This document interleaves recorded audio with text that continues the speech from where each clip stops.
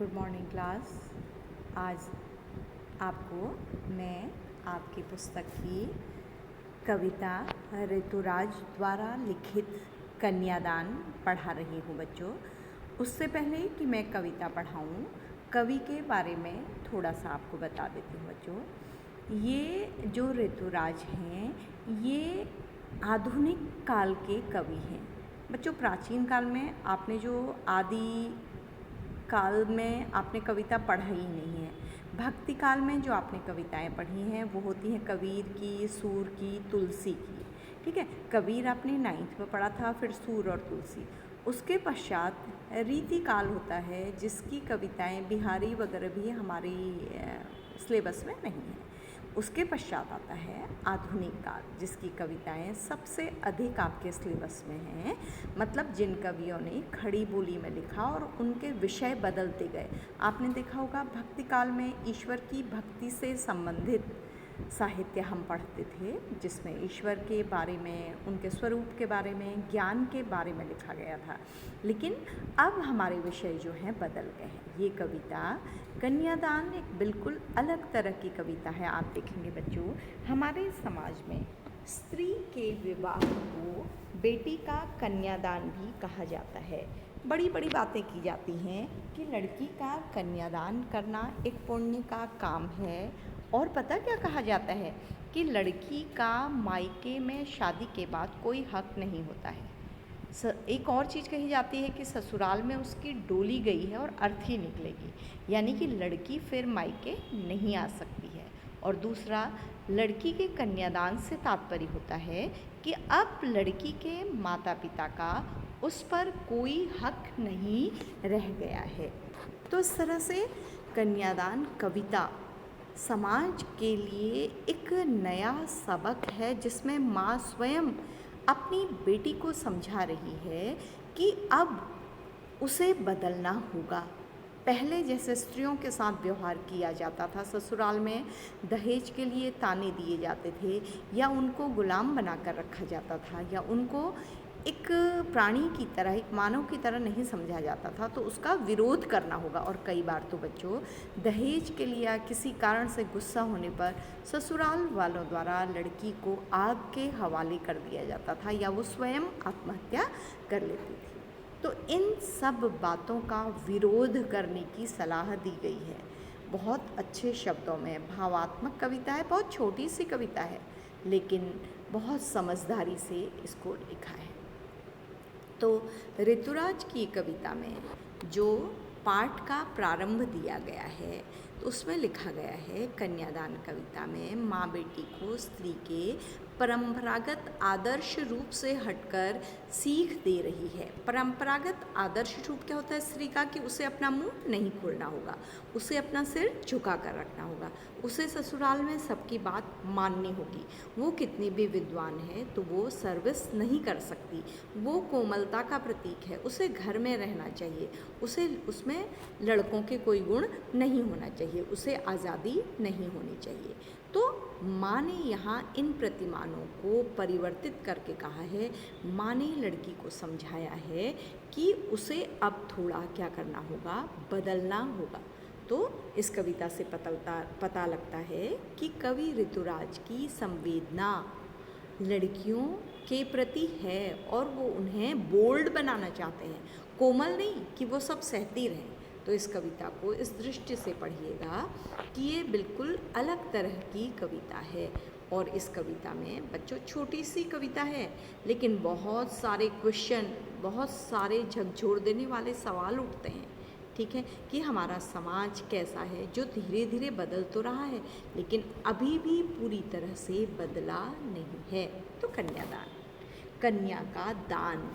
दान ऐसी वस्तु का होता है बच्चों, मान लो एक पंडित जी मेरे घर आए, ठीक है, उन्होंने कथा वाचन किया, मैंने उनको 500 रुपये दिए या 1000 रुपये दिए, तो वो क्या कहलाता है, दान कहलाता है। तो आप बताइए मुझे प्रश्न, क्या उन 500 या 1000 पर मेरा हक रहा? नहीं, क्योंकि मैंने उनको क्या कर दिया है, दे दिया है। तो बिल्कुल लड़की के लिए भी यही समझा जाता था कि माता और पिता अपनी लड़की को लड़के वालों के घर में दान कर देते हैं, अब उनका अपनी लड़की पर कोई हक नहीं है। लेकिन इस कविता में ये कहा गया है कि ऐसा नहीं है। ठीक है, तो कन्या के विवाह को दान का नाम नहीं देना चाहिए। ये प्रश्न भी आ सकता है, इसलिए इसको ध्यान रखिएगा। ठीक है, कि इसका नाम कन्यादान क्यों है और क्या आपकी नज़रों में ये शीर्षक उचित है। ठीक है, अब देखिए कविता पढ़ रही हूँ मैं। कितना प्रामाणिक था उसका दुख। माँ की बात की गई है, माँ का वर्णन किया गया है। लड़की को दान में देते वक्त जैसे वही उसकी अंतिम पूंजी हो। माँ समाज के नियमों के अनुसार अपनी लड़की का विवाह कर रही है, यानी कि उसका कन्यादान कर रही है। तो कन्यादान करते समय, जिस समय वो अपनी लड़की को दान में दे रही है, उस समय वो बहुत दुखी है और उसका दुख सच्चा है, क्योंकि उसने उस दुख को, प्रामाणिक ऐसी चीज़ होती है जो सर्टिफाइड होती है। क्यों प्रामाणिक है? क्योंकि उसने भी अपने जीवन में उसी दुख को भोगा हुआ है। प्रामाणिक क्या चीज़ होती है बच्चों? जो हमने सहन की होती है। मान लीजिए किसी का हाथ कटा है, ठीक है, उसने वो दर्द भोगा है, 2 दिन बाद वो देखता है वैसे ही उसके मित्र का हाथ कटा है, तो उसे उस दुख का अनुभव होता है, क्योंकि उसके लिए दुख क्या है? सर्टिफाइड है, उसने दुख भोगा है खुद भी। तो माँ ने अपने जीवन में अपने विवाह के पश्चात जो दुख भोगा है उसको याद करते हुए अपनी बेटी को दान में देते समय उसे भी क्या हो रहा है? दुख हो रहा है, जैसे वही उसकी अंतिम पूंजी हो। माँ के लिए बेटी बहुत ज़रूरी है और हर बेटी माँ की पूंजी, मतलब उसका सर्वश्रेष्ठ धन है, क्योंकि माँ अपनी हर बात अपनी बेटी के साथ शेयर कर सकती है। माँ अपनी बेटी से हर बात कह सकती है, और जब वो घर से जाती है तो माँ को लगता है कि उसका जीवन क्या हो गया है? बेकार हो गया है। उसकी सर्वश्रेष्ठ पूंजी उसके हाथ से क्या हो गई है? चली गई है। एक तो वो लड़की के भविष्य में होने वाले दुख से चिंतित है, क्योंकि वो दुख स्वयं उसने भी भोगा है, और दूसरा उसे लग रहा है कि उसके पास जो सबसे बड़ी अंतिम पूंजी थी आज वो क्या हो गई है? समाप्त हो गई है। उसका जीवन अब क्या हो गया है? खाली हो गया है, उसमें कुछ भी नहीं रहा है। लड़की अभी सयानी नहीं थी। माँ को लग रहा है कि लड़की विवाह के योग्य तो हो गई है, लेकिन सयानी कहने से तात्पर्य है कि बहुत समझदार नहीं है, बहुत बड़ी नहीं है, इन अर्थों में कि समझदार नहीं है। अभी इतनी भोली सरल थी। अभी वो क्या है? बहुत सीधी सादी है और सरल है, क्योंकि वो तो माँ और पिताजी के प्रोटेक्शन में रही है, अपने परिवार के संरक्षण में रही है। उसे बाहरी दुनिया का पता नहीं है कि उसे सुख का आभास तो होता था। उसे विवाह के समय ये तो लग रहा था कि उसका विवाह होने जा रहा है, उसे जीवन साथी मिल रहा है, उसे सुख मिलेगा, ये आभास तो था उसे, क्योंकि उसने अपने जीवन में भी माँ और पिताजी और उसके परिवार ने उस पर कभी दुख आने नहीं दिया था। तो सुख को तो वो समझती थी, लेकिन दुख बाँचना नहीं आता था। लेकिन कठिनाई उसके जीवन में नहीं आई थी, तो उसे जीवन में आने वाले दुखों का एहसास नहीं था। बाँचना नहीं आता था, उन्हें पढ़ना नहीं आता था, उनके बारे में वो अनजान थी। पाठिका थी वह धुंधले प्रकाश की। आज तक उसने केवल आंतरिक दुनिया देखी थी, बाहरी दुनिया का जो वास्तविक चेहरा होता है, जो रोशनी में दिखाई देता है, वो नहीं देखा था। कुछ तुकों और कुछ लयबद्ध पंक्तियों की वो केवल कुछ तुकबंदी कर पाती थी। वो ये पढ़ पाती थी कि परिवार अच्छे होते हैं, उनमें सुख मिलता है, पति प्यार करता है, या परिवार के लोग ध्यान रखते हैं। केवल वो रटाई पंक्तियाँ जो उनने किसी से सुनी थी, उनके बारे में तो वो जानती थी, लेकिन उसके पीछे भी जो वास्तविकता छिपी है उसके बारे में वो अनजान थी, उन्हें वो नहीं जानती थी। देखिए अगला, देखिए बहुत इम्पोर्टेंट है बच्चों। माँ ने कहा, ये सब सोचकर माँ ने अपनी बेटी को, वो जानती थी कि विवाह के योग्य तो हो गई है, लेकिन समझदार नहीं है, तो माँ ने उसे समझाया। माँ ने कहा, पानी में झांककर अपने चेहरे पर मत रीझना।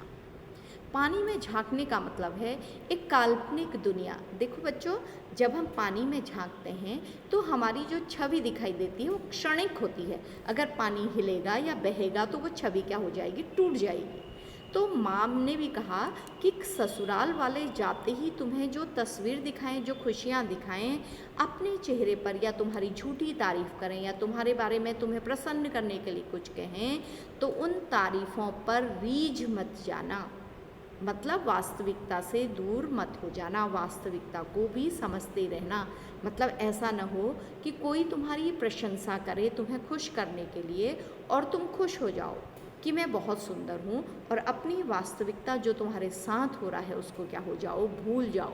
क्योंकि बच्चों कई बार ऐसा होता है कि परिवारों में स्त्रियों की तारीफ करके भी उनसे काम लिया जाता है कि आप बहुत अच्छी हैं, आप त्याग कर सकती हैं, वो आप जॉब छोड़ सकती हैं परिवार के लिए, आप बच्चों के लिए ये कर सकती हैं। तो माँ यही समझा रही है कि झूठी तारीफ में, किसी के द्वारा की गई झूठी तारीफ में ज़्यादा प्रसन्न मत हो जाना।